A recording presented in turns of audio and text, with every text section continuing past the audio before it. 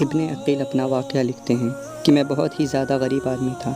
ایک مرتبہ میں نے طواف کرتے ہوئے ایک ہار دیکھا جو بڑا قیمتی تھا۔ میں نے وہ ہار اٹھا لیا۔ میرا دل چاہتا تھا کہ میں اسے چھپا لوں، لیکن میرا ضمیر کہتا تھا ہرگز نہیں، یہ چوری ہے، بلکہ دیانتداری کا تقاضا یہ ہے کہ جس کا یہ ہار ہے اسے میں واپس کر دوں۔ چنانچہ میں نے مطاف میں کھڑے ہو کر اعلان کر دیا کہ اگر کسی کا ہار گم ہو گیا ہے تو آ کر مجھ سے لے لے۔ کہتے ہیں کہ ایک اندھا آدمی آیا اور کہنے لگا کہ یہ ہار میرا ہے اور میرے تھیلے سے گرا ہے۔ میرے نفس نے مجھے اور بھی ملامت کی کہ ہار تو تھا بھی نابینا کا، اس کا کسی کو پتہ نہیں چلتا، چھپانے کا اچھا موقع تھا، مگر میں نے وہ ہار اسے دے دیا۔ اندھا دعا دیتے ہوئے چلا گیا۔ کہتے ہیں کہ میں دعائیں بھی مانگتا تھا کہ اللہ تعالیٰ میرے لیے کوئی رزق کا بندوبست کر دے۔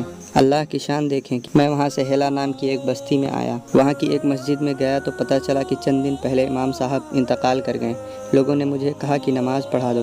میں نے نماز پڑھائی تو انہیں میرا نماز پڑھانا اچھا لگا۔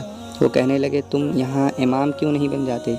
میں نے کہا بہت اچھا۔ میں نے وہاں امامت کے فرائض سر انجام دینے شروع کر دیے۔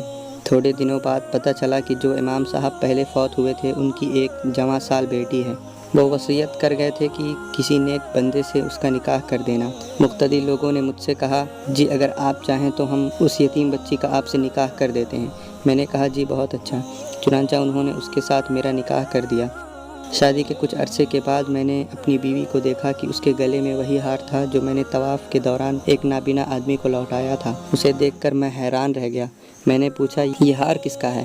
اس نے کہا یہ میرے ابو نے مجھے دیا تھا۔ میں نے کہا آپ کے ابو کون تھے؟ اس نے کہا وہ عالم تھے، اس مسجد کے امام تھے اور اندھے تھے۔ تب مجھے پتہ چلا کہ اس کے ابو وہی تھے جن کو میں نے وہ ہار واپس کیا تھا۔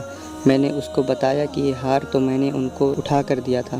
وہ کہنے لگی آپ کی بھی دعا قبول ہو گئی اور میرے ابو کی بھی دعا قبول ہو گئی۔ میں نے کہا وہ کیسے؟ اس نے کہا آپ کی دعا تو اس طرح قبول ہوئی کہ اللہ تعالیٰ نے آپ کو گھر بھی دیا اور رزق بھی دیا، اور میرے ابو کی دعا اس طرح قبول ہوئی کہ جب وہ ہار لے کر واپس آئے تو وہ دعا مانگتے تھے کہ اے اللہ ایک امین ایماندار شخص نے مجھے میرا ہار لوٹایا ہے، اے اللہ ایسا ہی امین شخص میری بیٹی کے لیے خاوند کے طور پر عطا فرما دے۔ اللہ تعالیٰ نے میرے باپ کی دعا بھی قبول کر لی اور آپ کو میرا خاوند بنا دیا۔ تو مخلص بندے کا کام اللہ تعالیٰ کبھی رکنے نہیں دیتا، اٹکنے نہیں دیتا، بلکہ اس کی کشتی ہمیشہ کنارے لگا دیتا ہے۔ اکثر مال پہلے حرام شکل میں آتا ہے، اللہ سے ڈر کر جو چھوڑ دیتا ہے تو اللہ اس سے زیادہ حلال شکل میں عطا فرما دیتا ہے۔ اس امتحان میں کامیابی کی دعا کرتے رہنا چاہیے۔ ویڈیو اچھی لگے تو دوسروں کی بھلائی کے لیے شیئر ضرور کریں۔